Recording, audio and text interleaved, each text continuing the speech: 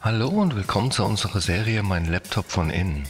Hier möchte ich euch in einem schnellen Überblick zeigen, wie ihr den Akku tauscht und wie ihr an die wichtigsten Komponenten herankommt, wie SSD, RAM, Lüfter. Ich zeige euch dabei das Innenleben des Laptops. Ich zeige euch auch, was es an Tipps und Tricks noch gibt, was ihr vielleicht beachten müsst. Und dass es im Grunde genommen nicht so schwer ist, einen Laptop aufzuschrauben und an die einzelnen Komponenten heranzukommen. Legen wir los!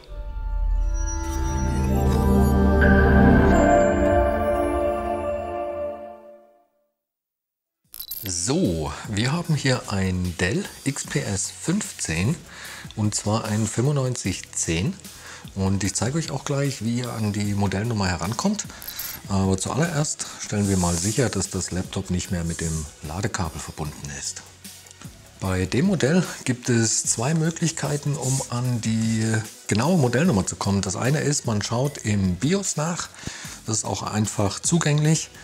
Und das andere ist, man nimmt die Service-Tag-Nummer hier unten und wenn man die auf der Dell-Webseite eingibt, bekommt man die genaue Modellnummer, mit der man dann auch super einfach alle Ersatzteile speziell für dieses Gerät bei uns im Shop finden kann. Generell ist es bei dem Gerät so, dass das Display nur als Einheit getauscht werden kann, einfach weil das ein Touch-Display ist und die Tastatur und das Touchpad kommt zusammen mit dem Topcase. Um das Gerät jetzt zu öffnen, muss man als erstes alle Schrauben lösen. Das sind die hier außen herum, gut sichtbar. Ich blende euch die auch im Bild ein. Und ich benutze hier für alle Arbeiten ein super praktisches Universalwerkzeugset. Und hier ist wirklich alles dabei, was man so gebrauchen kann, von verschiedenen Öffnern über Schraubenzieher und Pinzetten etc. Ich habe mir das jetzt hier allerdings schon mal vorbereitet. Und in dem Fall ist es so, dass das Gerät von Torx-Schrauben gehalten wird. Das heißt, wir nehmen als Aufsatz hier einfach den T5.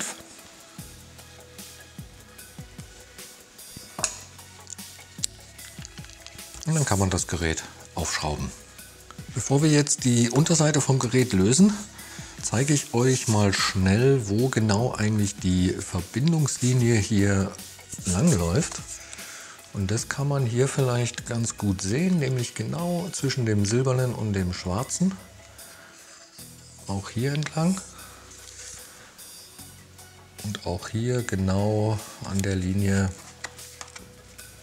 hier läuft das einmal um das Gerät herum.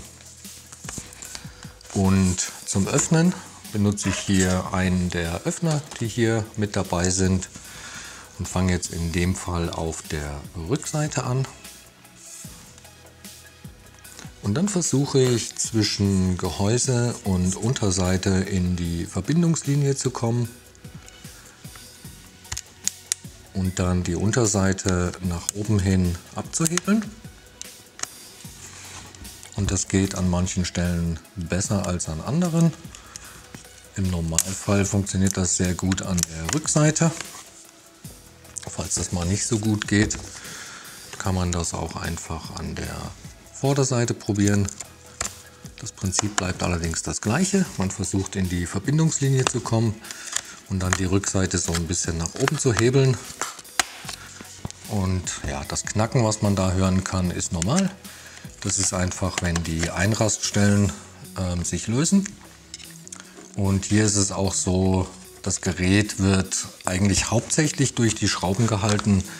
Das heißt, im Grunde genommen braucht man gar nicht so viel zu hebeln. Ich glaube, das kann man hier schon ganz gut sehen.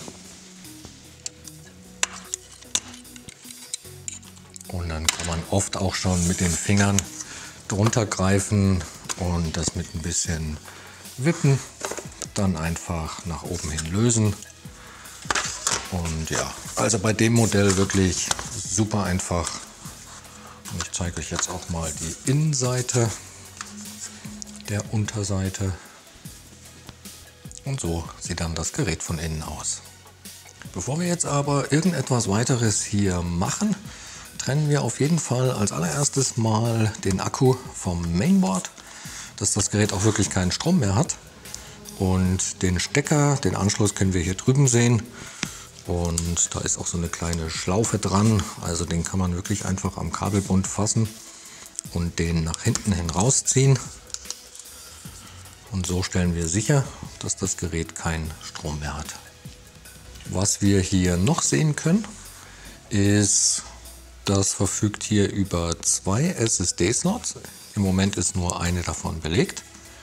Wir sehen darüber den RAM. Hier sind die Lüfter und der Heatsink, der CPU und GPU kühlt. Und hier können wir noch das WLAN-Modul sehen. Um den Akku jetzt auszubauen, muss man einmal die Schrauben hier oben rausnehmen, auch hier drüben. Und zusätzlich noch die Schrauben hier unten. Und da die etwas anders sind, sollte man die dann auch getrennt aufbewahren. Und wir müssen dafür auch den Aufsatz wechseln.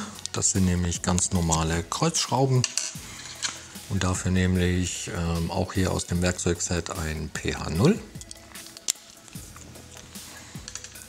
Und zusätzlich ist es bei dem Gerät auch so, dass hier vorne noch Kabel lang laufen. Die sind in dieser Führung drin, aber über so ein kleines Klebeband hier mit dem Akku verbunden. Also das kann man dann einfach hier abmachen.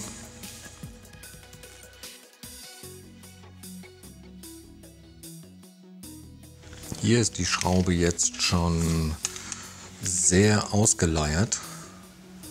Da probiere ich jetzt mal, ob ich da mit einem PH00 besser reinkomme. Ja, und das ist hier auch der Fall.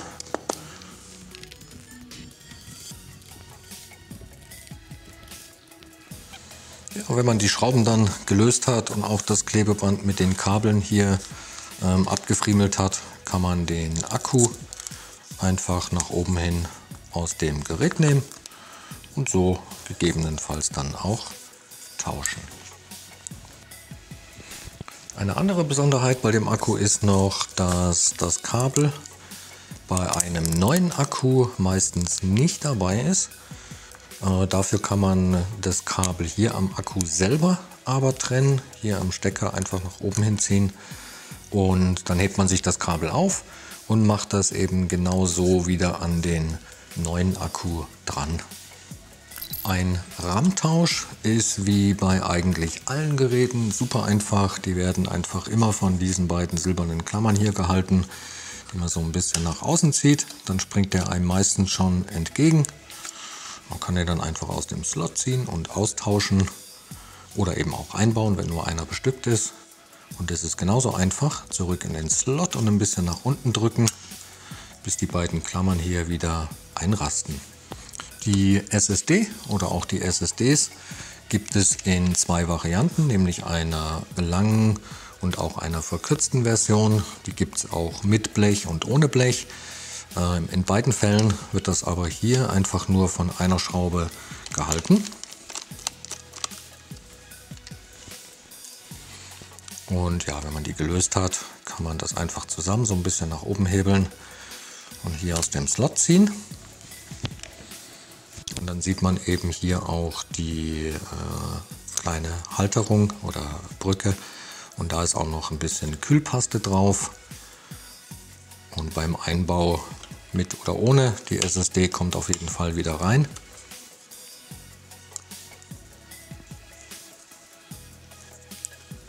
Und wird dann wieder verschraubt mit dem Blech zusammen.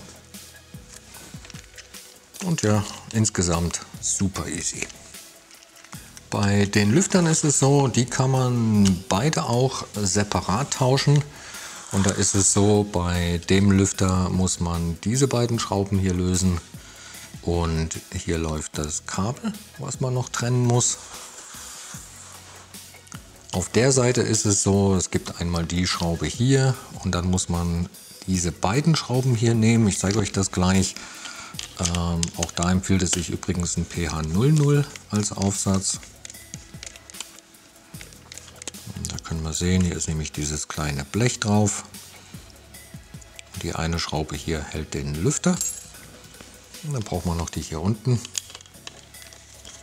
Und dann kann man den Lüfter nach oben aus dem Gerät nehmen und dann das Kabel noch entfernen.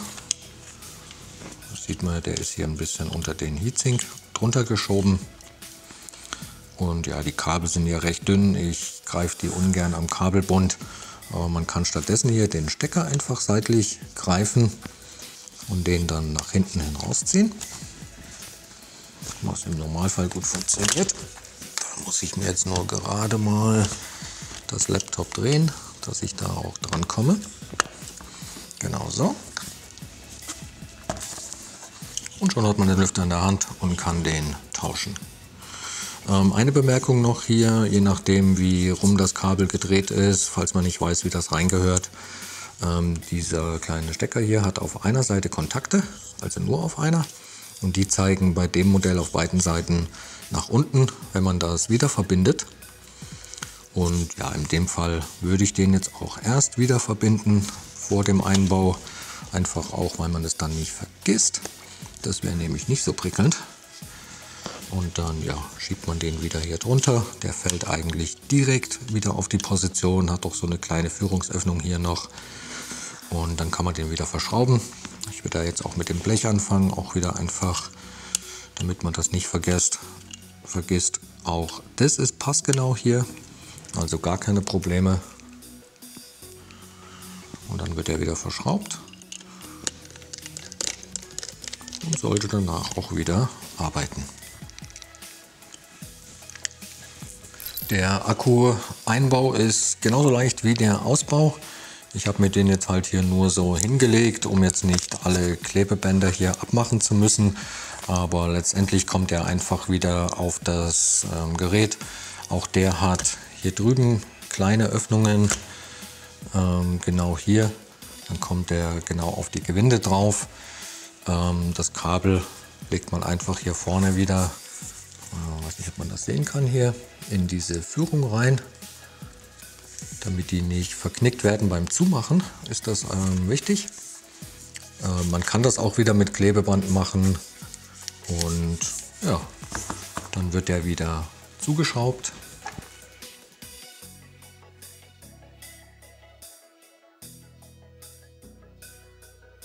Und ganz wichtig, am Ende nicht vergessen, auch das Akkukabel wieder zu verbinden, dass der Laptop oder das Laptop dann auch wieder anspringt.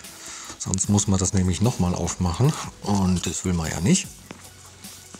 Bis ganz nach hinten rein und dann kann man auch wieder die Verbindung zur Unterseite bringen. Und diese kommt dann auch einfach wieder von oben auf das Laptop drauf und wird einfach nach unten hin festgedrückt. Und wie gesagt, es gibt jetzt nicht so viele Einraststellen hier. Trotzdem schaue ich, dass wirklich nirgendwo mehr eine Lücke oder Öffnung zu sehen ist. Wie hier zum Beispiel. Dann wird das festgedrückt und man kann alles wieder verschrauben. Dabei nicht vergessen, auch wieder zu einem T5 Aufsatz zu wechseln. Und ja, hat das eigentlich alles super schnell erledigt. So, ich hoffe, das Video hat euch weitergeholfen. Wenn ihr noch Fragen oder auch Anregungen habt, lasst uns gerne einen Kommentar da. Und dann wünsche ich euch viel Spaß beim Schrauben. Bis zum nächsten Mal. Ciao.